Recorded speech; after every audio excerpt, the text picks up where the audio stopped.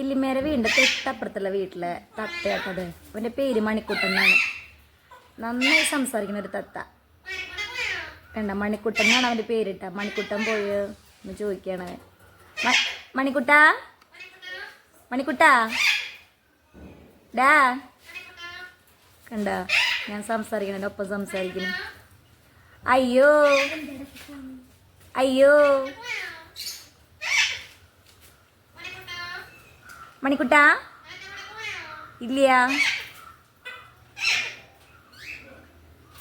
കണ്ട. അവൻ നന്നായി സംസാരിക്കുന്നുണ്ട് കേട്ടാ. അവൻ്റെ പേരാണ് മണിക്കുട്ടെന്ന്. നല്ല രസമുണ്ടല്ലോ കാണാൻ. സംസാരിക്കണ തത്ത തത്താന്ന് കേട്ടിട്ടേ ഉള്ളൂ കേട്ടാ. അടുത്ത് ഇത്ര കാണുന്നത് ഇപ്പോഴാണ്. മണിക്കുട്ടാ